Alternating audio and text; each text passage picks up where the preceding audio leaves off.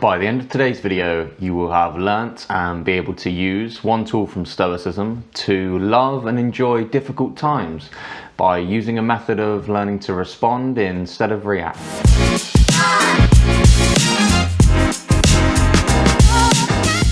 So the tool from Stoicism that can help us love and enjoy hard times in life is called Amori Fati, and it translates to a love of fate.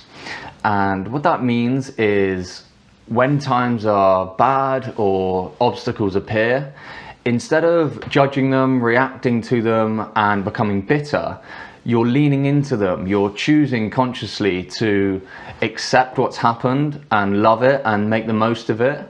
Ryan Holiday says, use it as fuel, use it to grow. I often say to myself, you either learn or you win, you don't lose.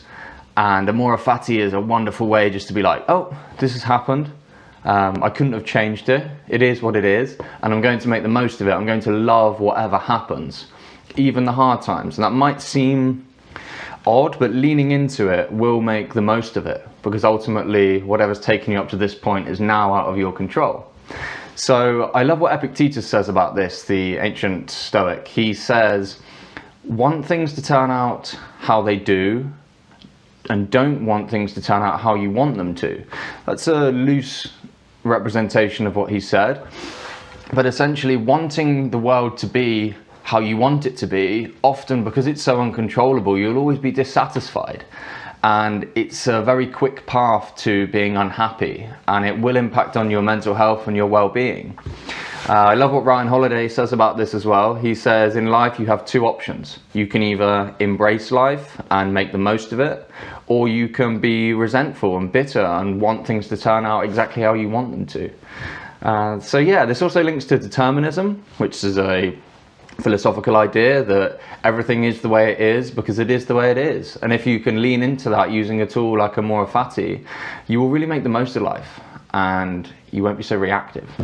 So let's have a little look at this links to Stoicism. So how does Amori Fati link to some of the other ideas within Stoicism? So before I go into that, a big part of my channel, whether it's mindfulness, meditation, Stoicism, habits, behavioral change, or psychology, is all about improving the quality of your conscious experience, the way in which we go through the world.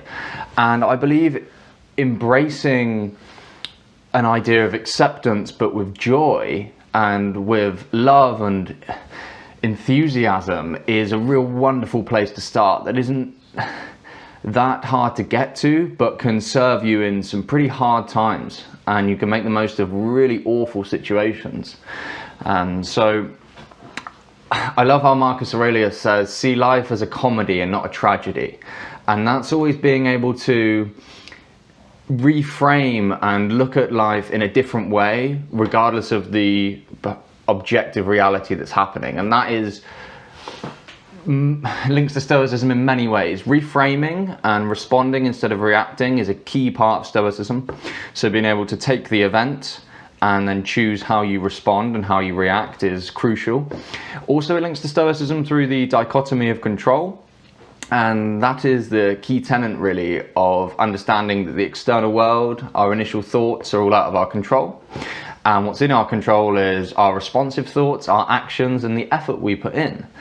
So Amori Fati is another method of just leaning into that idea that I only control my response. And if I can love a bad situation, I feel better. It makes better relationships with people, better connections, and more enjoyment in life. Another way how I think this links to Stoicism would be this idea of forgiveness and letting go of the past and being able to forgive yourself, forgive other people, and just love it.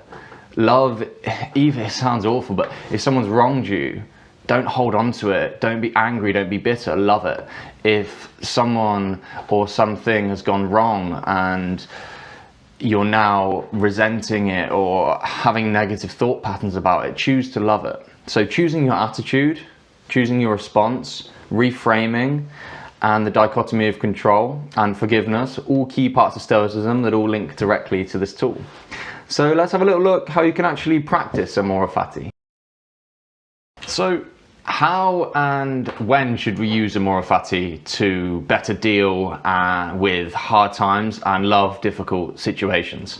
So first I would use mindfulness to notice thoughts as thoughts in an unjudgmental way, or notice the space around or before your reaction to external things, other people, events, your initial thoughts, and then you can start to implement it. Once you've had that separation between stimulus and response, you can then respond in the right way. So I would use mindfulness, then bring in Amori Fati. You would use it as a sort of mantra. You might say to everything in life, I love it. I love it. When something bad happens, I love it. Lean into it. Say Amori Fati. Embrace it. This isn't just about accepting things the way they are. It's about actively wanting them to be the way that they've happened. So this may seem counterintuitive. It did to me for a long time. I battle with this. I still do. You may want to be annoyed. You may want to be frustrated. You may think it's just and right to be annoyed about somebody who's acted a certain way, or somebody's upset a friend of yours or a family member of yours. But who does that help? It definitely doesn't help the quality of your mind, the quality of your conscious experience. It doesn't help the other person. If anything, you should lean into it, embrace it, and your experience will be better, your reaction will be better, your connection to people will be better, and you'll actually be able to deal with issues in a much more clear-minded way, free of the baggage of the problems that your resentment or your reaction would have caused. So, although it seems counterintuitive, the alternative is stressful, psychologically and neurologically. Stress impacts on the brain, and overthinking and dwelling also impacts on the brain and the mind, and offers very little clarity to enjoy life and deal with problems. So when I would practice this, I practice it every morning. I walk the dog, and whether I've woken up late, regardless of what's happened the day before, whatever's got to come in the day, my mood, I always just say I love it. I lean into it, and I really try and fire those changes in the brain. I try and make it a new frame of mind, new attitude, to just say I love it. I love it. I've woken up late, I love it. Great. How can I learn from this? How can I use this from fuel? Yes, don't do it again tomorrow. Don't let this become a habit, but also you can't change the fact you woke up late. So enjoy it, embrace it. What can I learn from this? What can I win as a result of this? As well as the improvement in the frame of mind it offers just by leaning into things.